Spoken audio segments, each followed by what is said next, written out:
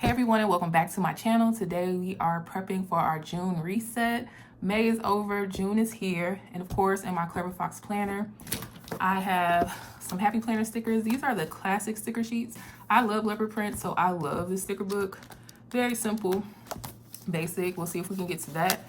And then I also have some blue pens here. I'm feeling blue today, so we'll be using blue pens. And then of course I have some markers here just in case I want to highlight, a yellow highlighter and a red pen. Can't plan without a red pen. Well, you can, but you know what I'm trying to say.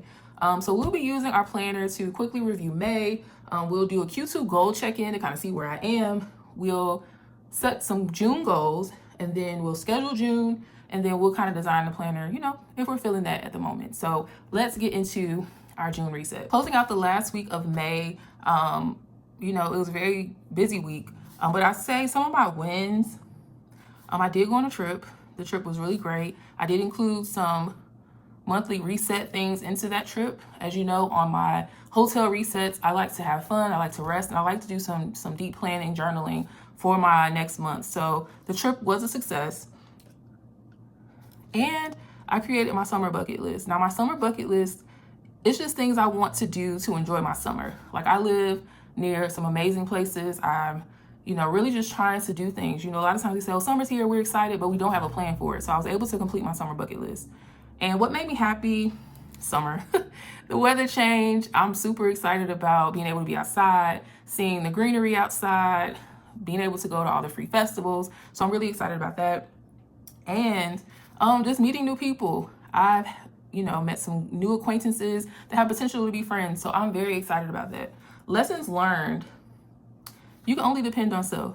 And, you know, it's one of those things that I wish wasn't true. You know, as somebody who leads community, as somebody who really is a giver, I wish that wasn't true. I wish that, you know, people said something that they meant what they said, and they keep their word for the most part. Nobody's perfect, but your word is all that you have. And so I've been disappointed a lot with people, you know, saying they want to help, people saying they're going to do things, and then not only do they not do it, but they don't even communicate, you know? So I've learned that I can only depend on myself. So if I plan for me to only do something, if other people help, that's great, but I've already had a plan to do it myself.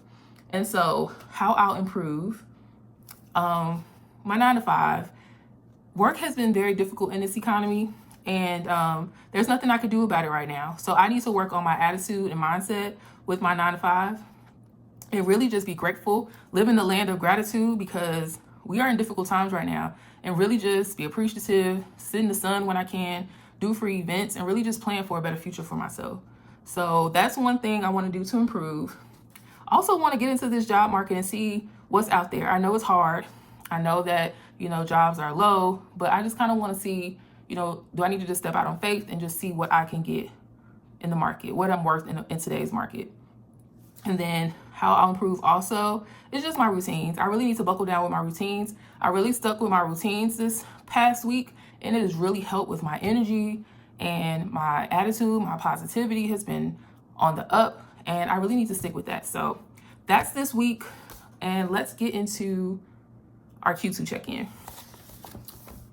Okay, so here are my 3-month goals. Those are my Q2 goals.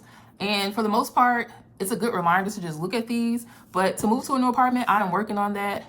We are in the process. We're very close to finding that new place. It's a very big decision. So I think we're on track with that. We might be able to get this one completed in the month of June. Reduce transportation expense. This is very much tied to this apartment. So we'll see about that one. Start a certification program. I am still finalizing where I want to get the certification from. So this is definitely in progress. Might be able to solidify that in June as well. I did not read 10 books. I think I read 6. Am I going to try to read 4 in June? Probably not. But I think I can get about 2 books, maybe 3 in. So I think hitting 9 books out of the 10 is great. It's great for me. Like I told you all before, I have not been in the mood to really read.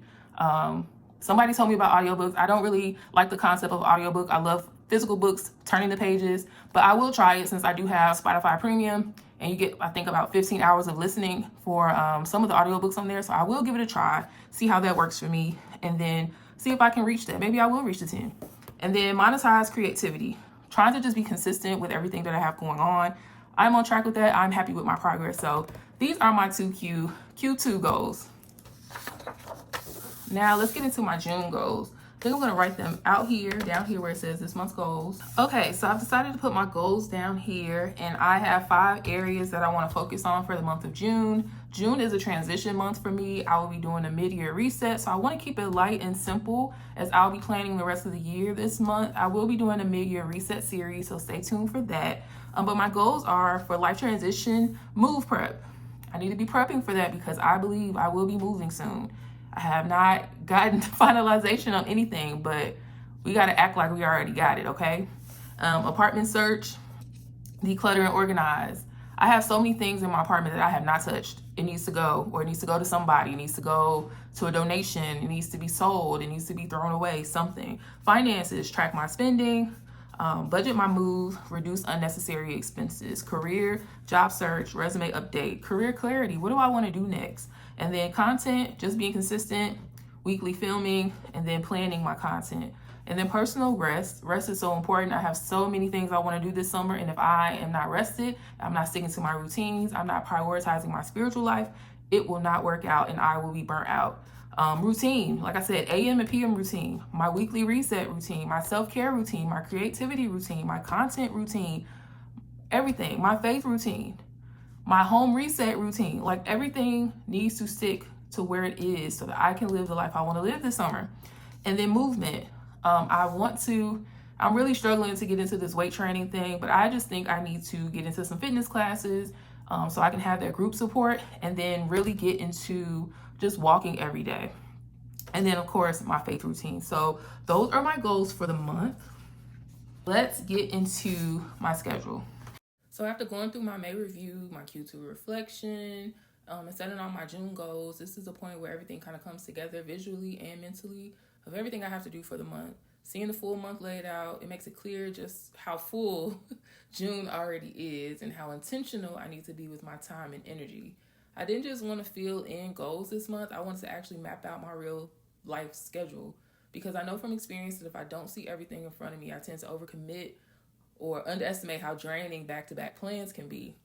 June is honestly packed between museum free days, group outings, book club, concerts, gospel meetings, festivals, and traveling out of town at the end of the month for a conference. There's a lot happening outside of my normal routine. I mean, what's normal nowadays? It's exciting, but it also means I really have to stay grounded and structured if I want to really enjoy it instead of just rushing through it. And that's really been my main mindset shift going into this month, going into summer. June isn't just about doing more, it's about pacing better. I want to actually be present for everything I've planned, not just move from one thing to the next. I also think what stood out to me while doing this is how important it is for me to be realistic about energy, not just time, because on paper I can fit a lot into a month, but in reality it's not just about whether I have availability, it's about whether I actually have the mental space to enjoy what I'm doing. So I'm trying to approach June with a bit more structure, not in a restrictive way, but in a way that actually supports the kind of month this is going to be. Like, if I already know I have a busy weekend or a travel day coming up, I need to build in recovery time before and after, instead of just stacking things back to back and hoping I'll catch up later. That's not healthy. And I also noticed that a lot of my plans this month fall into the quote-unquote high stimulation category: social outings, events, travel, things that are fun but also draining in different ways. So I really want to be mindful about balancing that with slower days at home, reset days, and times where I'm not actively doing anything or going anywhere. So that's the kind of energy I'm carrying it into this setup: less about control, more about awareness and pacing. Now I'm moving into decorating the spread, and this is where the month starts to feel visual and real for me. So that's my June. It's all set up, and I would say that I'm done with my June reset. This is very full, very active, and honestly a really exciting month ahead, but one that's going to require a lot of intention around pacing, rest, and routine. My goal is really simple this month: don't overextend, stay grounded, and actually experience the things I planned instead of rushing through them. I'm really excited to see how June unfolds, and I'll check back in soon with updates. If you enjoyed this video, make sure you like, comment, subscribe so you don't miss my next upload and my mid-year series coming up. I'll be doing a deeper reflection on the first half of the year and what I'm changing for the second half. Let me know in the comment section below, what does your June or summer season look like for you? Thanks for watching, and I will see you in the next one.